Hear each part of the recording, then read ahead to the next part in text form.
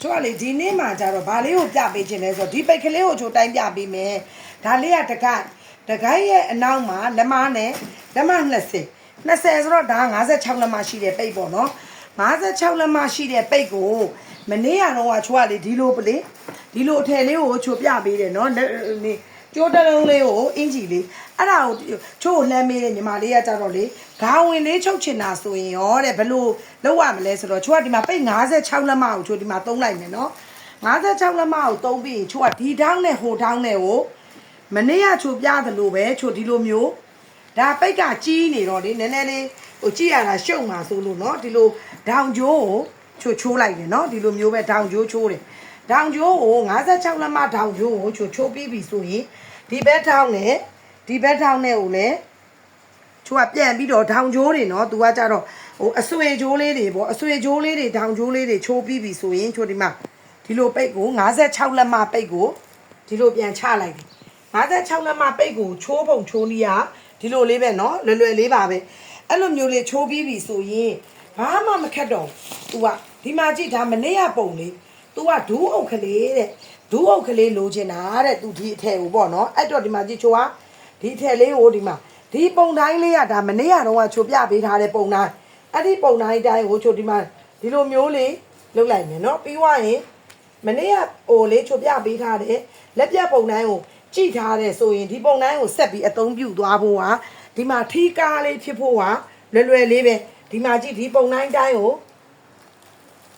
နော်ဒီကနေပြီးတော့ချို့တို့ကဆက်ပြီးတော့ညှိလိုက်မယ်နော်ဒီမှာညှိပြီးသွားရင်ချို့ဒီလောက်မှရက်ထားတယ်နော်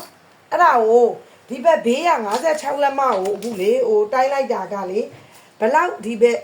မှာထားလိုက်လဲလို့ချို့ပြောမယ်ဆိုရင်ချို့တိုင်းပြပေးမယ်တိုင်းပြပေးမယ်ဆိုရင် तू ကလက်မ30ထားလိုက်တယ်နော်ချို့ဒီမှာလက်မ30ထားပြီးရင်ဒါညှက်ရတာလေးနည်းနည်းလေးရှည်နေမှာဆိုလို့ဒါလေးကိုချို့ညှိလိုက်မယ်နော်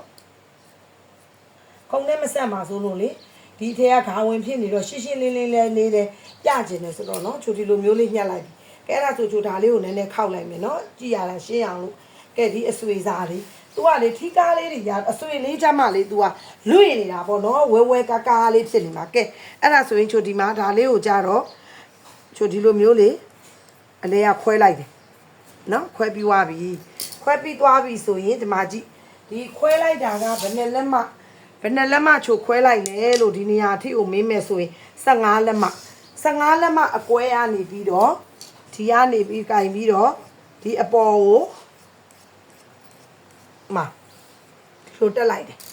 ကဲဒါဆိုအောက်ကထီဝဲကားကြီးနဲ့ဟဲ့ဒီမှာလက်တလုံးခေါင်ဝင်လေးကဒီလိုရသွားပြီထီကားနော်ထီဝဲကားလေးပါကဲဒီဟာလေးကချိုနည်းနည်းလေးဒီနားလေးအဝိုက်ကလေးကိုလှလေးဖြစ်သွားအောင်ချိုနည်းနည်းလေးပြန်ညှိပေးတာနော်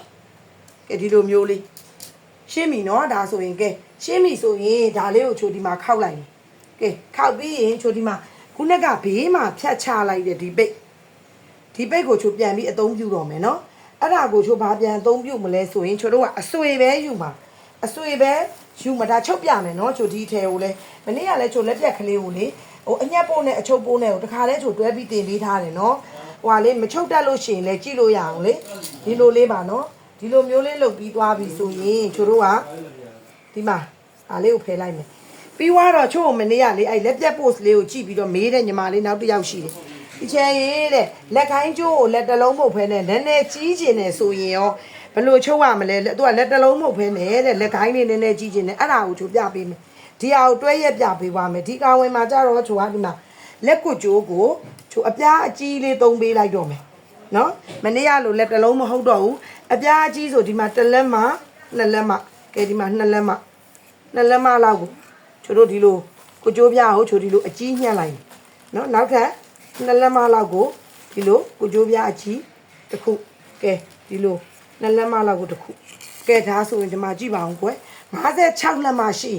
ဒီလိုလက်ပြက်ထီးကားကောင်ဝင်လေးတစ်ထည်ကိုဘလို့မှလည်းပိတ်အလေအလွင့်လဲရှိစရာမလိုဘူးအမိုက်ပဲဒီမှာပို့တော့တယ်တစ်ထည်ရပဲ56လက်မကိုဒီလိုလက်တလုံးကျိုးကောင်ဝင်လေးတစ်ထည်ချုပ်ဝစ်လိုက်ပါနော်ချိုဒီအထည်လေးရဲ့ချုပ်တာလေးကိုလည်းချိုတင်ပေးသွားပါမယ်ကျေးဇူးတင်ပါတယ်ရှင်